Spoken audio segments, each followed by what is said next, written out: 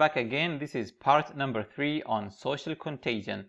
Okay, so we discussed previously on how the study of Fowler et al. How behaviors become so contagious based on the degree of separation. Now, there is another very interesting study, by, let me see, by Coviello et al. 2014, published here.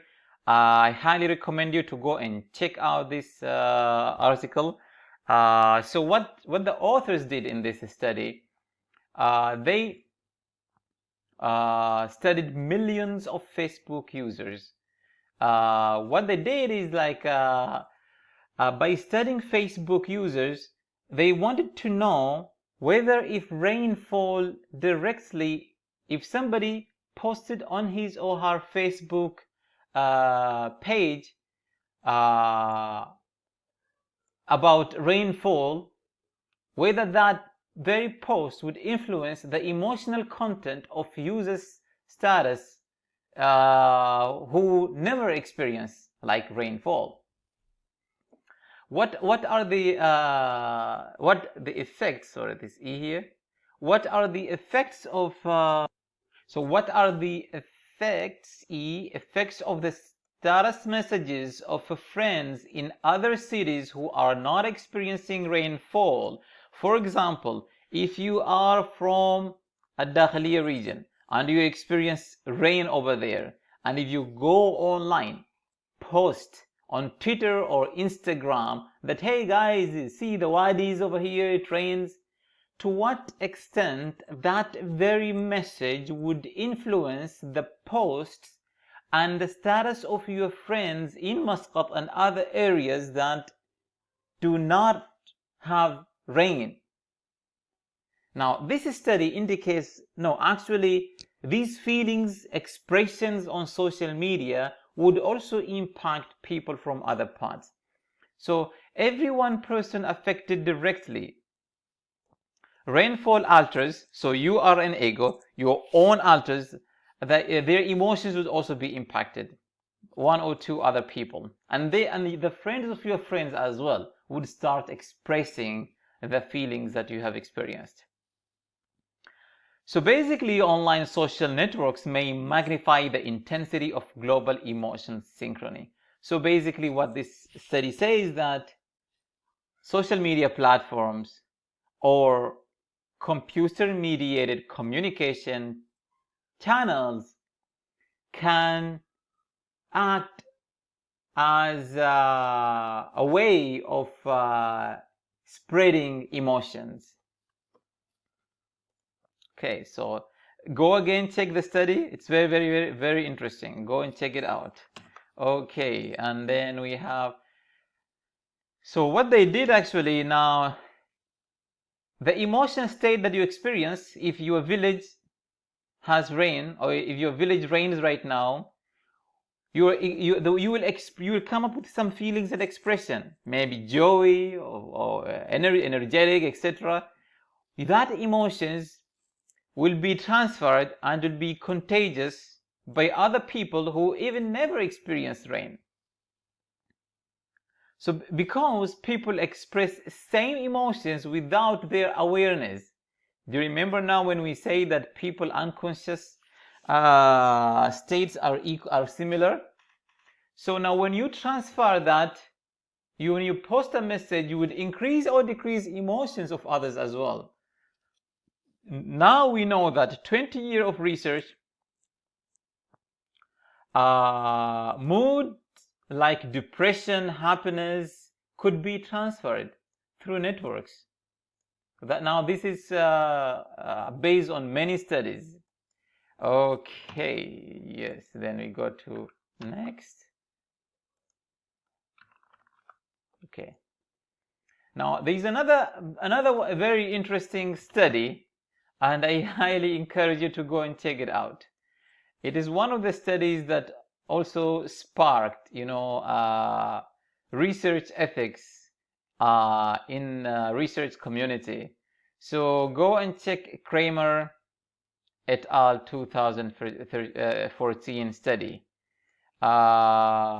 They did this study by manipulating people's posts on Facebook without them knowing that their posts are manipulated. Now, not really manipulated, by minimizing to see good news or bad news, good expression or bad expression, because one of the authors is a senior data scientist at Facebook. So now let's see what they did in their study. So the sample size 689,000. Let me see. Yes. I cannot. Okay, I'm trying to get highlighter. Basically, they studied from January 18 to 11 to 18. It's about 1 week. They just selected random users, like 689,000 users. Their research question was, to what degree the exposure to emotions may lead people to change their own posting behaviors on Facebook. Whether exposure to emotional content would lead to post content that was consistent with the exposure.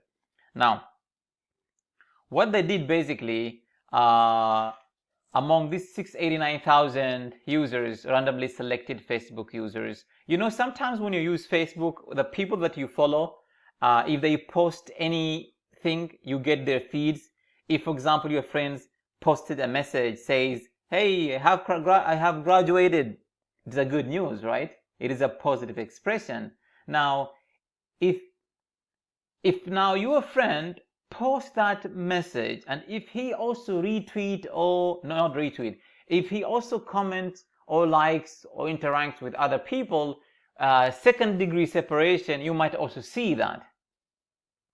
Now what they did, let's say somebody posted a negative expression on his Facebook and you follow that person directly, a positive message, they try to manipulate is like to minimize number of positive messages you would see in a day, or in that 1 week.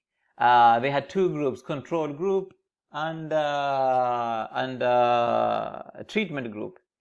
And sometimes if your friends your Facebook friends post negative messages, let's say, hey, I failed in this class, I got D minus, I got D, I don't know. So they try to find, if we minimize the negative messages of these Facebook users, what would be the emotions of others? So that is the experiment. The experiment, what they found that can emotional contagion occur online, Facebook users, by reducing the amount of emotional content in the news feed. Reducing emotional content. Now, what is emotional content? Any content your friends post, whether about bad news or negative news. Negative news would be like bad things happen to these people. Good news, positive expressions would be like graduation, getting married, this kind of online expressions. What they found that when positive messages of positive expressions were reduced, so let's say you were supposed to see by this week 10 messages, positive messages from your friends. One of the messages about your friends graduating from school was hidden, so that it was reduced. You didn't see that. Users produced fewer positive posts and more negative posts. Okay. They also found the opposite. When negative expressions are reduced, users would produce more positive posts and less negative posts. Okay, so this diagram shows that. So you can see here, for example, this color is a control group, this is a control group, this is a treatment group. Control meaning that these are the users that their Facebook feeds or news feeds were not touched. They did not do anything with those. Experimental one, this is a group where their posts were reduced, reducing either positive expressions or negative expression. So you can see here, negativity, when they reduced negativity, okay, meaning that in the experimental group, you can see the experimental group here, they reduced the negative, they posted more of positive words. Can you see? More positive words. And the opposite is true. In terms of the negative words, when it comes to the other one here, when the positive was reduced, now here you can see the positive expressions were reduced. In the experimental group, the positivity was reduced, right? People show less positive messages, and they ended up posting less positive messages, you know. On the other hand, when the negative words were reduced, people in the experimental group posted more. You can see more of positive comparing to the control group. So this is one of the experiments. I highly encourage you to go and read that. So basically, what this is mean that face-to-face interaction and non-verbal communication are not necessarily for emotional. So basically, emotional contagion can take place whether it is face-to-face or non-verbal communication. Although face-to-face is more powerful, but can also take online. Now let's go to another topic, which is about meme. And now let me stop here, and we'll talk about meme in the next video.